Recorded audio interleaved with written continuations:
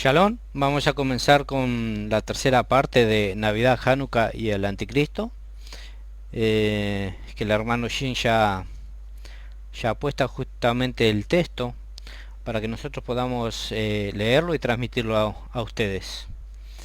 Así que comienza como subtítulo La Navidad y su conexión con el Anticristo. Ahora que usted ya conoce la historia de Hanukkah, cómo era celebrada en el primer siglo por el Mesías y cómo la hemos usado para describir cuando Él nació, podemos centrar nuestra atención en la sección de la Navidad y quitarle el velo porque celebramos el nacimiento del 25 de diciembre.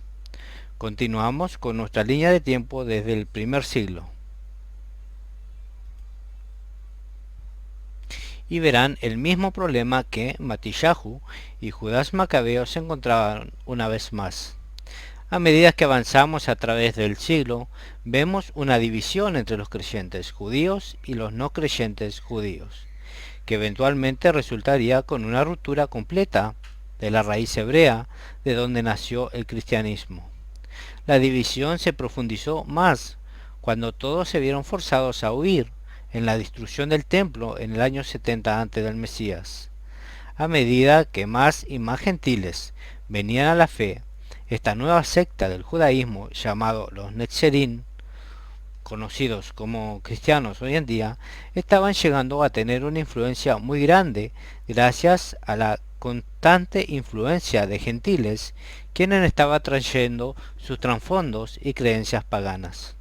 Cuando los Netzerim no apoyaron la revuelta judía, ya sea en la primera guerra que resultó en la destrucción del templo o en la revuelta de Bar Kokhba en el año 135 antes del Mesías en contra de los romanos, y la cual causó que más de medio millón de judíos fueran masacrados.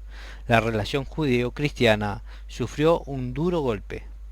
De allí ambos, los judíos religiosos y los cristianos mesiánicos, continuaron siguiendo su fe. Pero a este punto eran casi independientes. En un esfuerzo por distanciarse de sus hermanos judíos, los cristianos gentiles comenzaron a celebrar el Shabbat en el día domingo, el cual les era más familiar debido a su trasfondo pagano, mientras que los judíos cristianos mantuvieron el séptimo día bíblico. La misma influencia pagana por la que Judas Macabeo y sus seguidores lucharon para mantenerla fuera de la fe, ahora estaban entrando otra vez. En este punto nadie celebraba el nacimiento del Mesías, de manera que no tenemos un récord histórico en este tema. Pero lo que sí sabemos es que Roma adoraba al dios del sol y su día era, si usted lo sabe, el diciembre 25, en el año 353 al 362 antes del Mesías. Hay un dato en el calendario romano para esta fecha, en conmemoración del dios Sol. Esto no es sorprendente, ya que muchas culturas alrededor del mundo celebraban el renacimiento del Sol en el solsticio de invierno. De manera que para aquel tiempo que el emperador romano Constantino, que era un adorador del dios Sol, vino a reinar, una increíble cantidad de cambios comenzaron a ocurrir, aun cuando él decía que se había convertido al cristianismo porque había visto una visión de una cruz en el cielo en el año 321 a.C., en el concilio de Nicea. Constantino cambió el Shabbat de un sábado a un domingo. Primero cambió Pascua a Esther y satanizó cualquier cosa que los judíos cristianos en Judea estuvieran haciendo como judías, mientras que declaraba que cualquier cosa que los cristianos hicieran en el oeste, o sea en Roma, eran cristianas. Entonces, cuando miramos diciembre 25 en el antiguo calendario romano como una fiesta dedicada al dios Sol, sabemos que todas nuestras fiestas cristianas fueron establecidas por la Iglesia Católica Romana durante este periodo en la historia. No se necesita mucha ciencia para ver que el 25 de diciembre fue escogido para reemplazar la adoración del dios Sol que sucedía en ese día. Una vez más, así como durante el tiempo de Judas Macabeo, Los líderes religiosos trataron de hacer compromisos políticos y concepciones para hacerlo más fácil para todos. Pero este compromiso le costó la vida a Judá y a su familia, y nosotros nos hemos creído todo lo que nos han dicho. No solamente nos hemos creído la fecha, sino que le damos poca importancia al hecho de que el árbol de Navidad viene directamente del paganismo y de sus cultos de adoración. También religiones alrededor del mundo usan el árbol como un símbolo del sol porque permanece verde todo el año. Aún el acto de decorarlo no es original, puede ser rastreado hasta el zoroastrismo. La ceremonia de decorar cipreses es conducida y ellos aceptan las costumbres de sus ancestros oficialmente cuando desean salud, larga vida, fidelidad a su religión. El ciprés en la religión zoroastrismo es un signo de vida, promoción y es siempre verde. Aunque en este artículo no es una discusión muy profunda de los orígenes de las decoraciones y de las piezas que se asocian con la Navidad, les puedo decir que de el árbol a Santa y los duendes todo puede ser rastreado históricamente y seriamente cuestionado a sus raíces paganas. Para mí la fecha solamente es suficiente.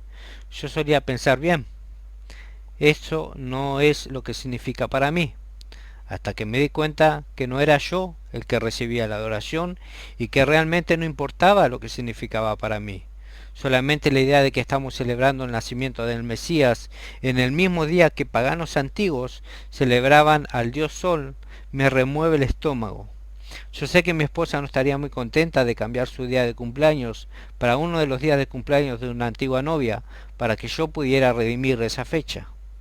¿Cuánto más el Rey de Reyes detestará la idea de que nosotros cambiaremos su cumpleaños para la fecha de uno de sus archienemigos? ¿Por qué los cristianos sentimos que tenemos que redimir cualquier cosa pagana?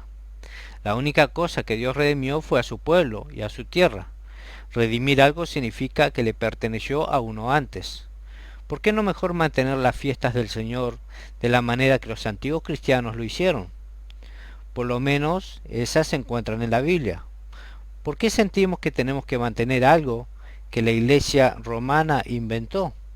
Algo que puede ser probado como falso en el mejor de los casos y pagano en el peor de los casos. Nosotros, los protestantes, somos un grupo algo raro. Tendemos a no querer nada que tenga que ver con los católicos, pero sí seguimos adorando en el mismo día que ellos cambiaron el Shabbat. Tenemos la comunión exactamente con ellos, como ellos nos enseñaron, y seguimos virtualmente todas las fiestas que ellos inventaron. Me parece que es tiempo para otro momento como el que tuvo Martín Lutero. Pero ahora déjenme regresar a la conclusión de nuestra historia de Hanukkah. Vamos a ver la conexión con el anticristo. Aunque eventualmente habrá una persona real que será llamada el anticristo, el espíritu demoníaco del anticristo ha vivido desde que la serpiente ha estado mordiendo el calcañal de los hombres. Su trabajo es conseguir que el pueblo de Dios, o de Yahweh, no haga las cosas de la manera bíblica, y seguir comiendo de ese árbol, de la ciencia del bien y del mal. Es la mezcla de lo bueno y lo malo lo que está prohibido, pues el fruto de ese árbol que mató al hombre en el principio y todavía hoy es su estrategia número 1. Durante el tiempo de los macabeos, el espíritu del anticristo vino en forma de los griegos cuando hicieron lo posible para helenizar al pueblo judío y hacerlo más griegos cuando le quitaron su herencia. Con eso en mente, echémosles un vistazo a lo que realmente pasó la primera Hanukkah para ver cómo el anticristo encaja en la historia. Para encontrar la respuesta, para eso tenemos que ir al libro de Daniel, capítulo 9, donde ocurre la abominación desoladora. Vayamos a Daniel 9:27. Y el anticristo hará un pacto firme con muchos por una semana, 7 años proféticos, pero a la mitad de la semana pondrá fin al sacrificio y a la ofrenda de cereal. Sobre él a las abominaciones vendrá el desolador, hasta que una destrucción completa, la que está decretada, sea derramada sobre el desolador. Insertados en paréntesis por mí. Daniel está profetizando que la mitad de los 7 años el templo será dejado desolado por una abominación llamada la abominación desoladora.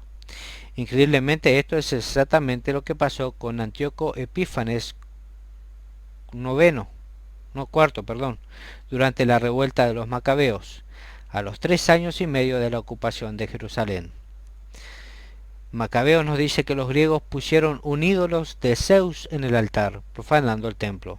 Así como la profecía de Daniel nos dice, el primer cumplimiento pasó en la historia de Hanukkah, como sombra de cómo va a pasar en el final de los tiempos de nuestra era.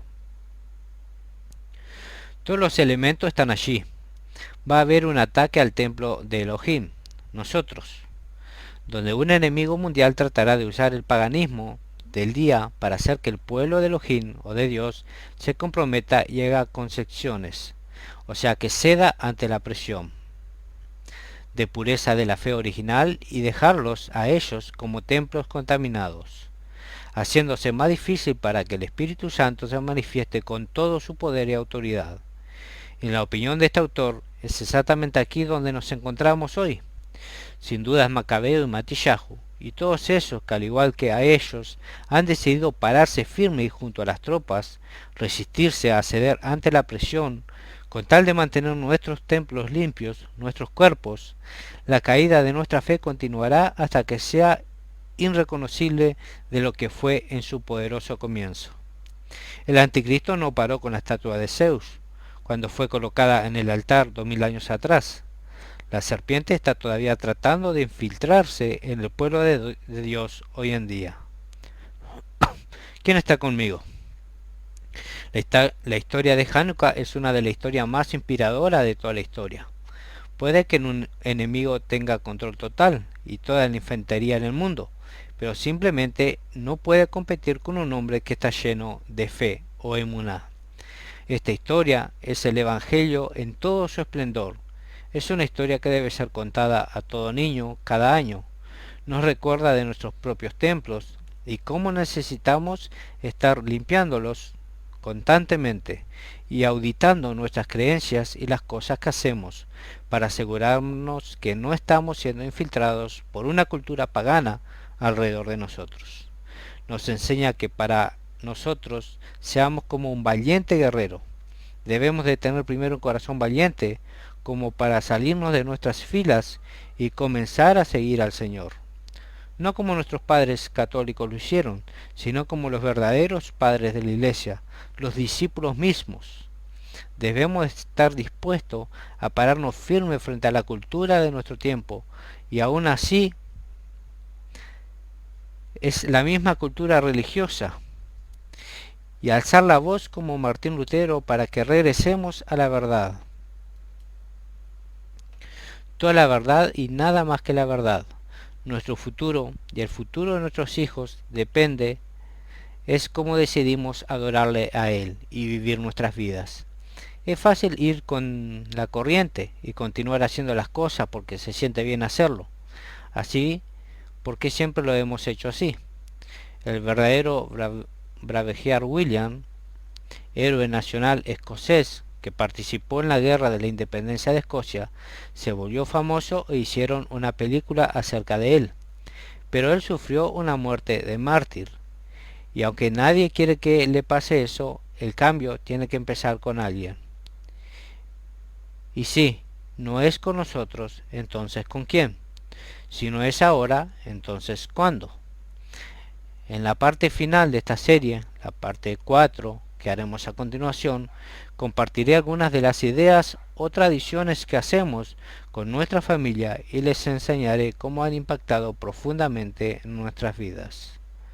Shalom, y este escrito es el autor Shin Steilen, y espero que le haya servido de bendición, y les pido disculpas si hay algún error en la traducción o algún error en el audio que se pueda corregir. Shalom y bendiciones.